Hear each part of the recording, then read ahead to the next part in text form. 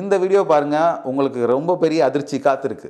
எனக்கு எதுவுமே பார்க்கறதுக்கு கொஞ்சம் அட்ராக்டிவா இருக்கணும். என் கூட என்னோட பாய் ஃப்ரெண்ட் நான் கூட்டிட்டு போனா அவன் கொஞ்சம் ஃபிட்டா இருந்தா எனக்கு நல்லா இருக்கும். இப்போ இந்த வீடியோ பாருங்க, மிகப்பெரிய ஒரு அச்சுறுத்தல் காத்திருக்கு. டு பி ஃப்ராங்க், எனக்கு வெளில என் ஹஸ்பண்ட் கூட போகும்போது கலாய்க்க கூடாது யாரும். அங்கிள் மாதிரி இருக்காரு, உனக்கு அங்கிள் மாதிரி இருக்காரு, அப்பா மாதிரி இருக்காரு அப்படின்னு யாரும் சொல்லக்கூடாது. ஏஜ்டா தெரிவாங்க சார். ஏஜ்டா தெரிவாங்க, அதனால வேண்டாம். பிடிக்காது. ஆனா எனக்கு தொப்பை இல்ல, அவருக்கு தொப்பை இருக்க கூடாது. இந்த வீடியோ பாருங்க, வேணாண்டா சாமின்னு விட்டுட்டே ஓடிடுவீங்க. இப்போ நான் மேரேஜ் பண்ணிக்க போறேன்னா ஆஃப்டர் 40 இயர்ஸ் நான் அவங்க கூட தான் இருந்தாகணும். 40 இயர்ஸ்ல நான் ஃபிட்டா இருப்பேன். எனக்கு எனி ப்ராப்ளம் இன்கேஸ் நான் ரோட்ல போகும்போது ஏதாவது நடக்குது, நான் ஓடிடுவேன். என்னை தூக்கிட்டு ஓடுற அளவுக்கு அவர் இருக்கணும். இப்போ பிரச்சனை என்னன்னா, ஆண்கள் எல்லாம் ஜிம்முக்கு போனாதான் ஃபிட்டாக இருப்போம்னு சொல்லிட்டு தன்னுடைய எதிர்ப்பாலினமான பெண்கள் சொல்கிறத கேட்டு ஜிம்முக்கு போறீங்க. ஆனால் சூழ்நிலை என்னன்னா, உங்களை ஜிம்முக்கு அனுப்பி விடுறதே அவங்க தான். கூடவே செய்வனை வச்சு விட்ற மாதிரி ஜிம்முக்கு போகிறவங்களுக்கு பேக் பெயினை கொடுக்க போகிறதும் அவங்களுடைய டார்ச்சரும் நிர்பந்தம் தான். இது எத்தனை பேருக்கு தெரியும்? வாங்க அதை பற்றி தான் பேச போகிறோம் இந்த வீடியோவில். Myself doctor Satish from Madurai osteopathy clinic.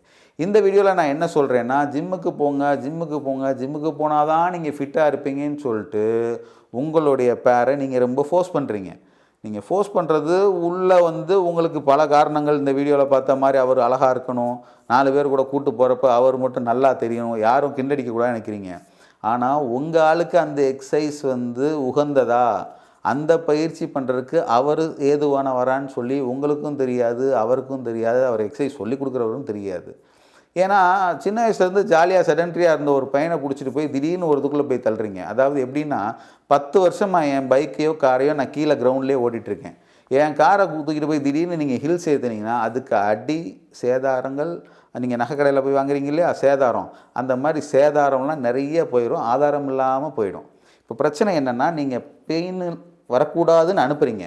அந்த மாதிரி போகிறப்ப தான் இன்டென்சிவாக புது பெயின் வரும். இந்த வீடியோ பாருங்களேன், அந்த பையன் என்ன சொல்கிறாருன்னு கவனிங்க.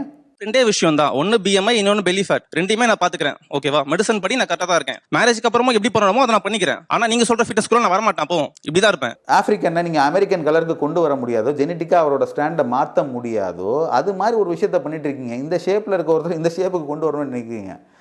அதனால் மின்னுவதெல்லாம் பொண்ணல்ல, அழகு ஆபத்து.